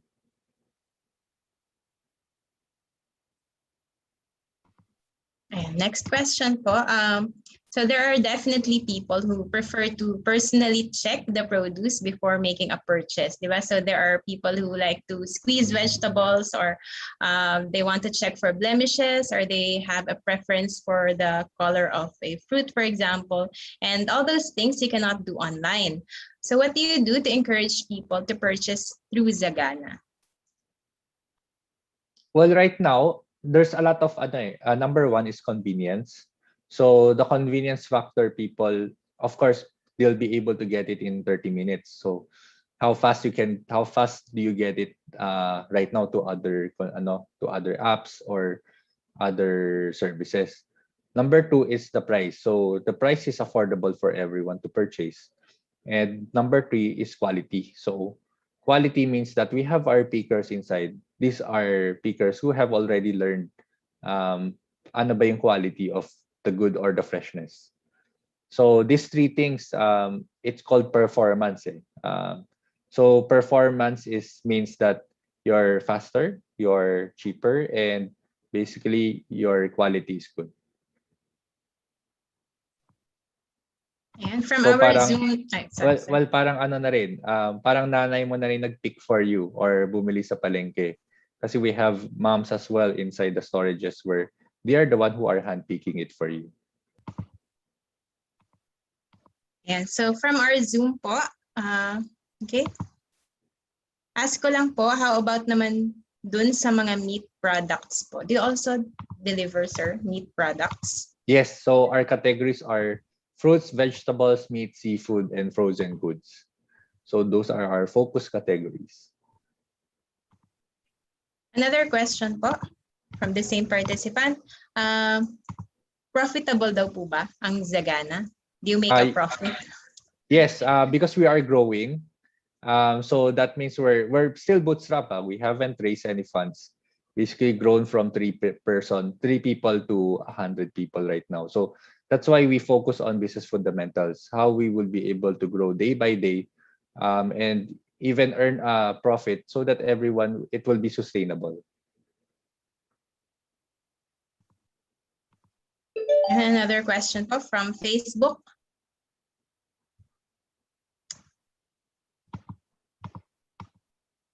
Yung farmers daw po ba which you have partnered with in the provinces, have they already been equipped with different technologies? Right now, it's slowly they are adapting. So number one is we were able to, so there's the Israel agronomist who's helping them. We have different groups as well who are helping our farmers so that they'll be able to make more efficient farming and have better yields. Kasi pag punta ka sa Bugyas, for example, in Bugyas, wala pa silang machineries in terms of harvesting. So gamit lang talaga nila yung itak lang to either chop off the yung mga weeds nila doon or yung mga harvest. So very traditional, and we're bringing in technologies so that we'll be able to help their communities. And that's one of the roles of Sagana as well. So currently po, who are your major customers? Are these households or restaurants or businesses? Households, 100% households.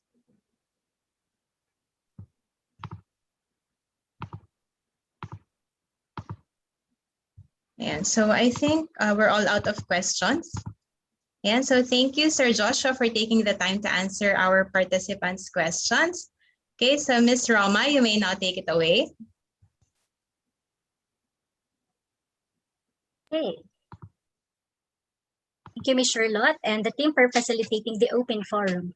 I hope after this webinar ay mas marami pa pong mga farmers and mga youth na mag-engage po sa agriculture as agripreneurs. Yan. Before we proceed, let's take this opportunity to have a group photo with our youth champion. So to the panelists, please open your videos and Miss Jane will assist us in taking photo.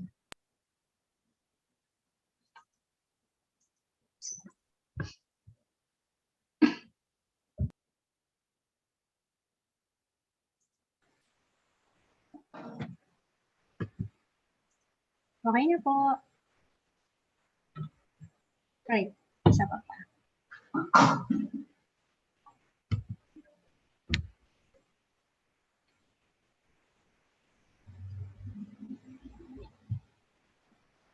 Thank you po. And thank you so much, Miss Jane. And by the way, we are almost 200 na po yung ating po mga viewers sa oras na ito.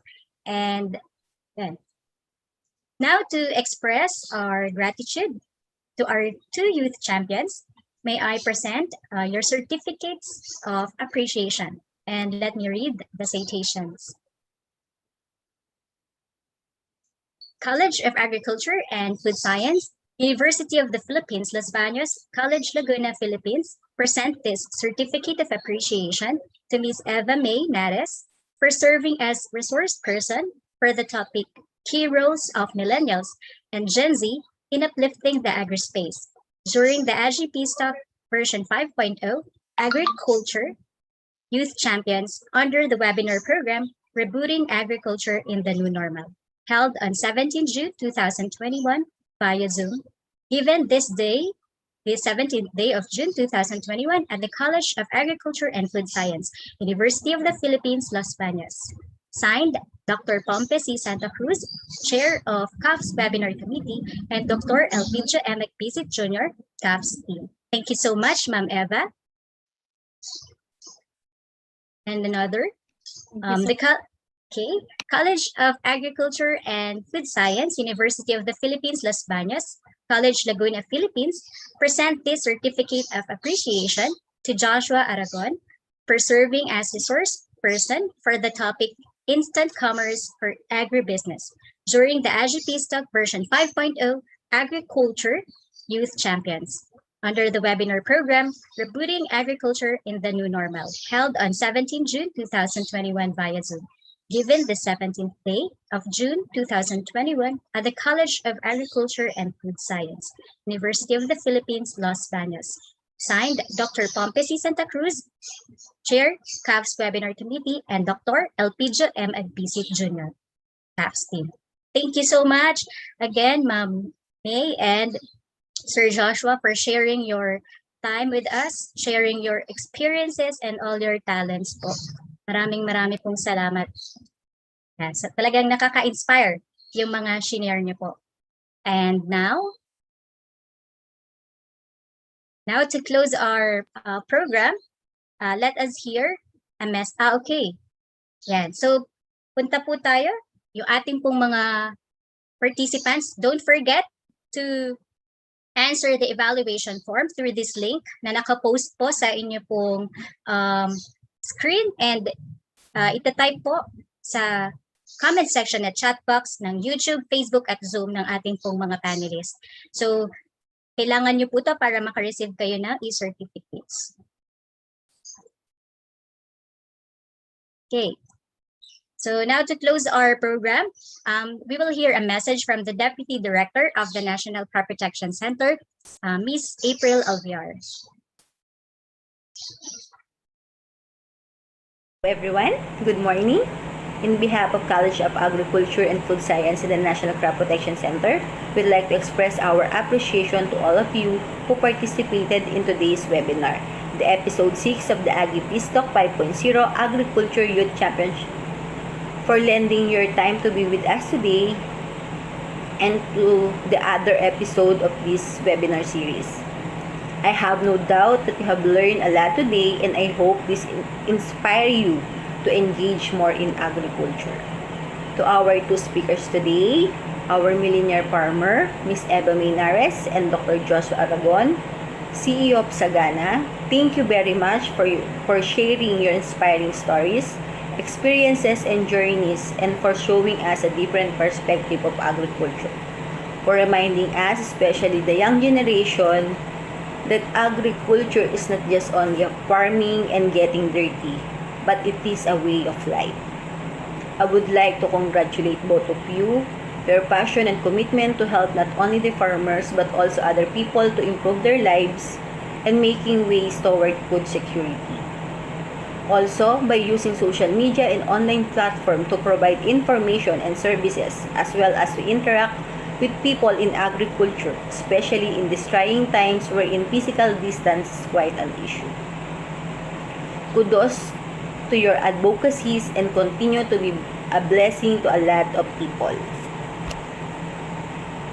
Thank you to the CAPS Extension team headed by Dr. Bambi Kawili and Dr. Adel Dorado for this webinar series, and to our Dean, Elpidio M. Agbisit Jr., and to all who exerted the efforts to give this kind of webinar and for making the youth as the integral part of this webinar series. Once in your life, you need a doctor, a lawyer, a policeman, and a preacher. But every day, 3 times a day, you need a farmer. Again, good morning. Keep safe, everyone. God bless us all. Thank you. Thank you, Ms. April Alviar, Deputy Director of NCPC, for your message. And by the way, guys, may I invite you to the 7th webinar episode of AgriCOOLture Champions on June 22. So 9 o'clock pa rin po. And so we will feature 2 speakers, Dr. Yu Shin Nai, an assistant professor from National Chungshin University, and Mr. Rinco Hernandez, the municipal agriculturist of San Luis, Batangas. And you may register through the link posted on the screen. Or you may visit our Facebook page and YouTube channels for more information and also to get an update of our upcoming events. Okay, so on behalf of the webinar team, and I would like to thank our resource speakers, the whole webinar team, and also the participants for joining us today. Remember, agriculture is not just a profession or a sector that feeds our people, but agriculture is also cool. And with the right formula in doing farming and business, and with support with the right group, you can surely be successful in agriculture. There may be failures, but that failures will equip you to become more successful. Hope to see you sa mga susunod pa po nating mga webinars, and hope to see na mas marami pang mag-engage na mga youth sa agriculture. Para mas ma-inspire po kayo, ay abangan nyo po or magsubaybay po tayo sa mga susunod pa po nating webinar. So, yan. So, malay nyo, kayo na po ang susunod na youth champion. With that, thank you very much and have a great day. Shalom. Thank you again, Ma'am Eva, Sir Joshua. Thank you so much and keep safe po.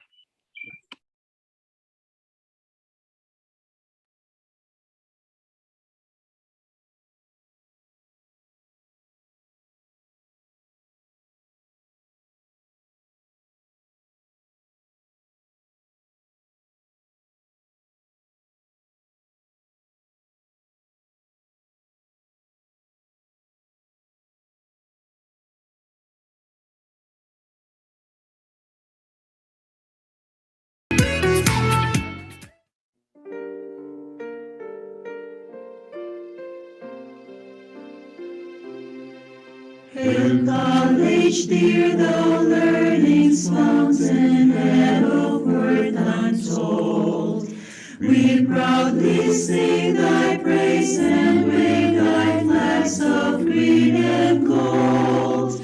We love thy fields and pastures where our daily work is done, and nature's endless secrets are unraveled one by one.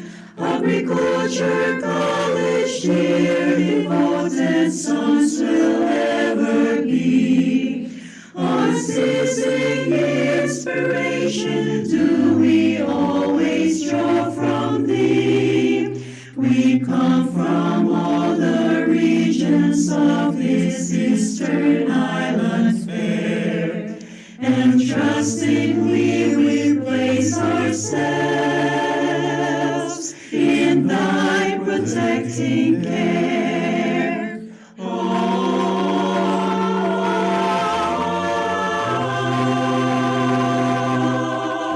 With Mount Makiling standing guard in its majestic view, and Laguna's placid waters lending splendor to the view. With lights of sunshine there is no place more charming, blessed with God's more bounteous gifts. Agriculture College dear, devoted sons will ever be. Unceasing inspiration do